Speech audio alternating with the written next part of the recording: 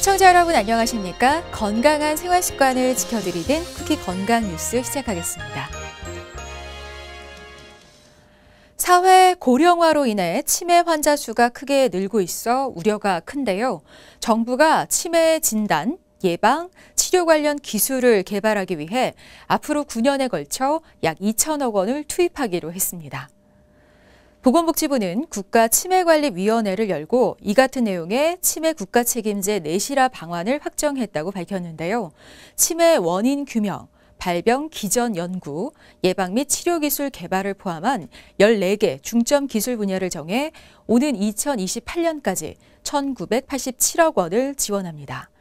특히 치매를 조기 발견하는 게 중요하다고 보고 혈액과 체액, 생체 신호를 바탕으로 한 진단기술 개발에 나서기로 했으며 근본적 치료제 개발 연구에도 착수합니다. 내년 장기 요양 보험료율이 10.25%로 결정됐습니다. 장기 요양보험은 치매, 중풍 같은 노인성 질병으로 거동이 불편할 때 목욕과 간호 등 요양 서비스를 지원하는 사회보험인데요. 보험료율이 2자릿수를 기록한 건 이번이 처음입니다. 보건복지부는 장기요양위원회를 통해 내년도 장기요양보험 수가 및 보험료율을 올해보다 1.74%포인트 오른 10.25%로 의결했는데요. 이로써 보험료율은 지난해부터 3년 연속 인상됐으며 가구당 부담하게 되는 보험료는 올해 월 평균 9,069원에서 2,204원 늘어난 12,273원이 될 것으로 보입니다. 보건복지부는 고령화에 따른 수급자 증가, 본인 부담금 감경 대상 확대 등으로 인해 장기 요양보험 지출이 매년 증가해 보험료율 인상이 불가피했다고 설명했습니다. 육류나 간편식 섭취는 늘고 심혈관 건강을 위해 필요한 채소 섭취는 갈수록 줄고 있다는 국민건강영양조사 결과가 나왔습니다. 보건복지부와 질병관리본부가 1998년부터 2018년까지 20년간 진행한 영양조사 결과에 따르면 육류 섭취량은 1998년 67.9g에서 지난해 129.8g으로 약 2배 증가했습니다. 반면 같은 기간 채소류 섭취량은 287.8g에서 248.1g으로 39.7g이나 줄었습니다. 보건복지부 건강정책국 측은 서구화된 식습관으로 인해 특히 남성 비만율이 크게 증가했고 소득 수준에 따른 건강 격차도 커졌다고 전했습니다. 50에서 70대 성인 10명 중 1명꼴로 소변에 피가 섞여 나오는 혈뇨를 경험한다고 하는데요. 3명 중 1명은 혈뇨가 보여도 아무런 조치를 하지 않는 것으로 나타났습니다. 대한비뇨의학회가 50세 이상 74세 이하 성인 남녀 500명을 대상으로 설문조사를 한 결과 14.8%가 혈뇨를 경험한 적이 있다고 답했습니다. 혈뇨를 경험했을 때 대처 방법을 보면 병원 진료를 받는 비율이 58%로 가장 높았지만 별다른 조처를 취하지 않는다는 비율도 36%나 됐습니다. 학회 측은 혈뇨는 방광암을 비롯한 비뇨기 발생암의 대표적 증상으로 혈뇨가 발생했을 때는 전문 진료과인 비뇨의학과를 찾아 정확한 진단을 받는 게 중요하다고 강조했습니다. 의자에서 일어나 걷는 모습만 보면 심장질환 위험의 정도를 예측할 수 있다는 연구 결과가 나왔습니다. 한 대학병원 연구진이 의자에 앉은 상태에서 일어선 뒤 3m를 걷고 제자리로 다시 돌아와 앉기까지 걸린 시간을 측정해 봤는데요. 10초 이내에 들어와야 정상군에 속한다고 합니다. 삼성 서울병원 가정의학과 국제진료센터 연구팀이 66세 생애 전환기 검진을 받은 노인 108만 4,800여 명의 일어나 걸어가기 검사 결과를 분석했는데요. 소요 시간이 10초대인 그룹의 경우 정상군에 비해 심근경색 위험은 9%, 심부전 발생 확률은 8% 정도 높았습니다. 이어 20초 이상 걸리면 심근경색 40%, 심부전은 59%씩 위험도가 증가했는데요. 연구팀은 근육이 사라진 자리를 지방이 대신하면서 혈관에 악영향을 끼치는 염증 물질이 늘어나 심장에도 악영향을 미친다고 전했습니다.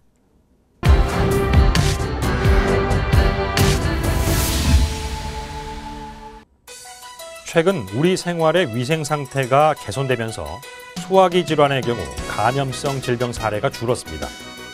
반면 늘고 있는 것이 자가 면역성 질환인데요. 오늘 이 시간 최근 수년 사이 환자 수가 급증하고 있는 자가 면역 질환 크론병에 대해 알아보려 합니다. 병명이 생소하실 수 있습니다. 1932년 이 병을 처음 발견하고 보고한 미국 의사의 이름을 따 현재까지 불려지고 있는데요. 이 크론병이 일종의 자가 면역 질환이라고 했는데, 자가 면역은 면역계가 내 몸의 물질을 외부 물질로 잘못 인식하고 공격해 손상을 입게 되는 상황을 말합니다. 크론병은 자가 면역에 의한 염증성 장 질환으로 뚜렷이 밝혀진 원인도 없고 그 어떤 치료법으로도 완치가 어려운 난치성 질환입니다. 한 번 발병하면 재발하는 사례도 많아 주의 및 관리가 필요합니다. 소화기관에 염증이 반복되는 염증성 장 질환은 크게 두 가지로 나눠볼 수 있습니다. 바로 궤양성 대장염과 크론병인데요.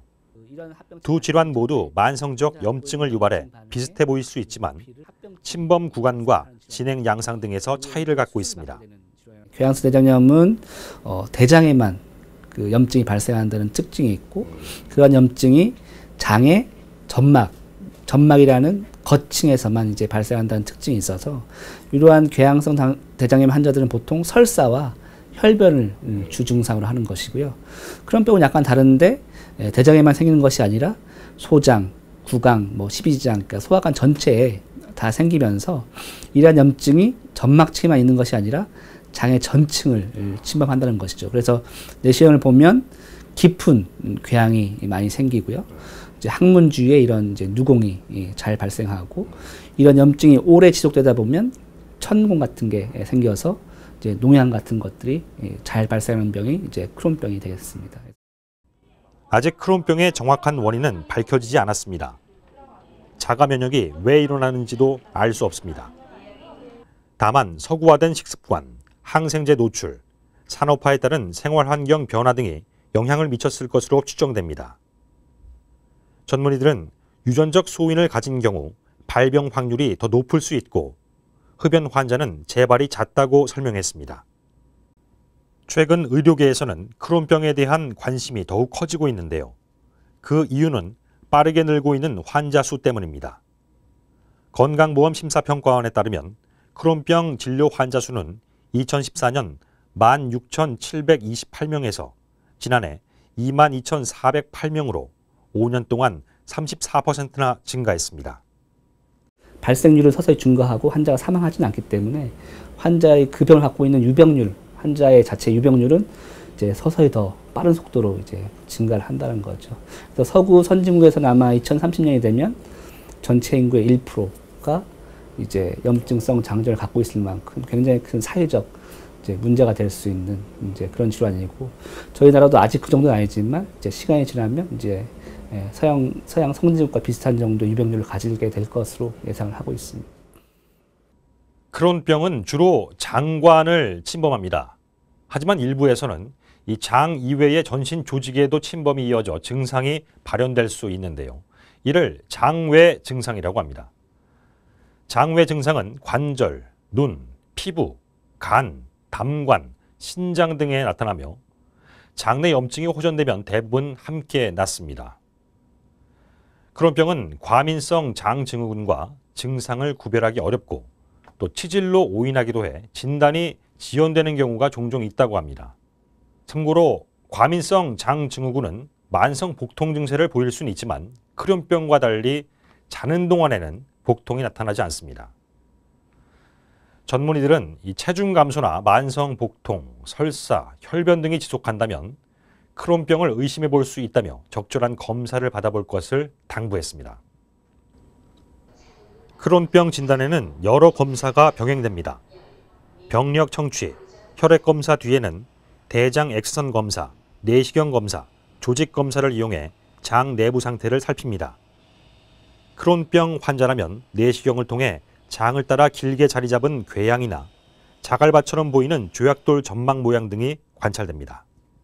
침범이 잦은 소장 부위는 영상 검사가 필요하며 초음파 검사나 CT 촬영은 농양, 즉 고름집을 진단하는 데 도움이 됩니다. 크론병은 한 번 발병하면 악화와 호전이 반복됩니다. 항염증제, 면역 조절제 등이 쓰이는 약물 치료를 중심으로 평생 관리가 필요합니다.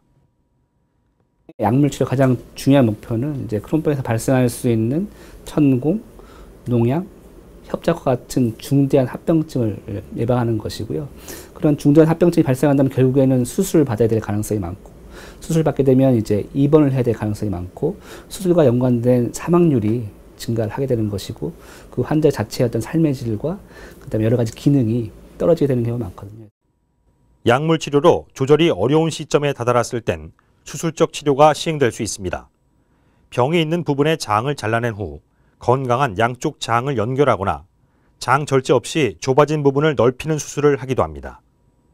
그러나 크론병 자체가 특정 부분의 수술로 완치되는 질환이 아닙니다. 수술 후에도 재발은 있을 수 있고 재수술을 받아야 할 수도 있습니다. 크론병 수술은 가능한 한 이 장관의 기능을 최대한 보존하기 위한 과정입니다. 증상이 심화된 장의 최소 부분을 절제하거나 넓혀 급한 문제를 해결해 주는 것이죠. 일반적인 치료는 약물을 사용하는 건데요. 염증 반응을 완화시키기 위한 새로운 치료제들에 대한 연구와 개발이 전 세계적으로 꾸준히 이어지고 있습니다. 다시 말해 여러 치료 방법이 다양하게 열려있는 질환이라고도 할 수 있습니다. 제가 만난 의료진은 환자가 증상이 크게 줄어 일상생활에 지장이 없는 기간을 길게 유지하기 위해 노력하고 있었습니다. 워낙 위험 요인이 복합적이고 또 아직 밝혀지지 않은 것도 많아서 확실한 예방법을 제시하긴 곤란한 점이 있습니다. 그래도 전문의들이 말한 내용을 전해드리자면 소염 진통제나 항생제의 무분별한 사용은 장내 미생물을 변화시킬 수 있는 만큼 무분별한 약물 오남용을 지양하는 게 좋다는 것과 장 건강에 악영향을 미칠 수 있는 서구화된 식습관 그리고 흡연을 자제할 필요가 있다는 겁니다.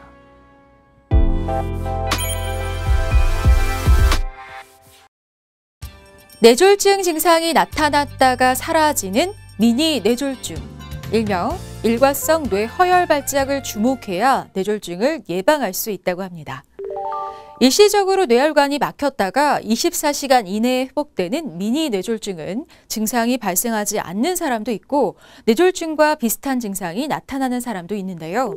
미니 뇌졸중의 대표적인 증상은 한쪽 팔다리가 마비되거나 말할 때 발음이 어둔한 언어장애, 두통, 어지럼증 등 다양하게 나타납니다.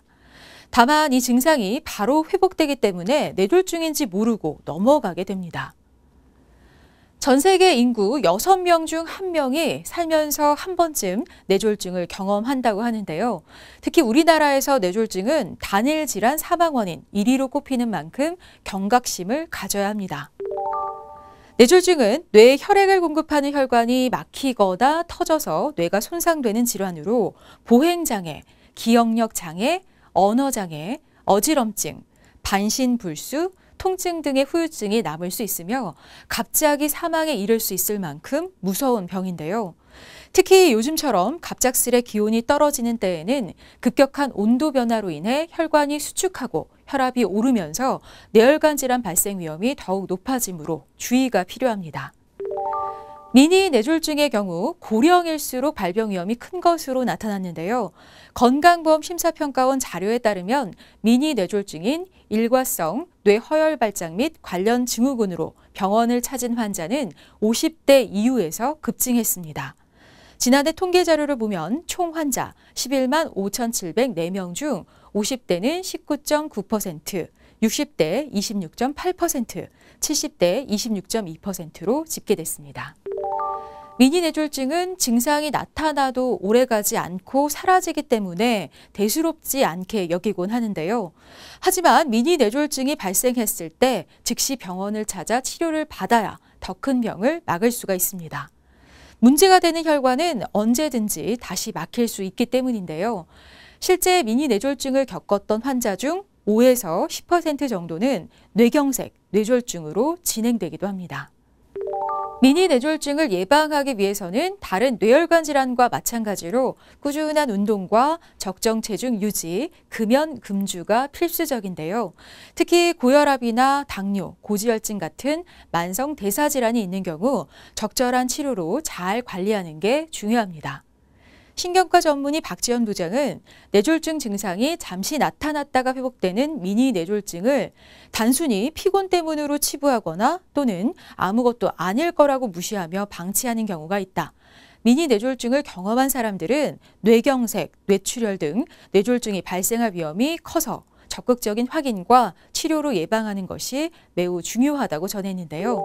특히 뇌졸중의 경우 증상이 없는 무증상 뇌졸중도 있어서 고령일수록 평소 두통, 어지럼증 등 신경학적 이상이 있거나 뇌혈관 질환의 위험 인자가 있는 사람은 특별한 증상이 나타나지 않더라도 주의가 필요하다.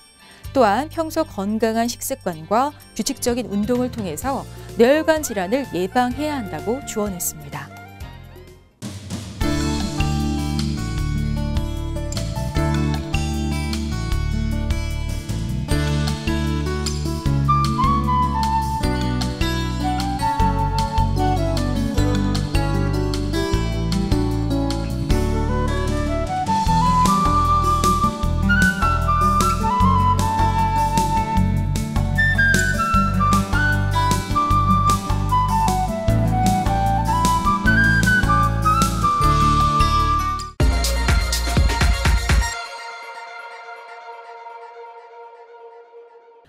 찬바람이 불기 시작하면 입술이 갈라지고 각질이 일어나는 분들 많은데요.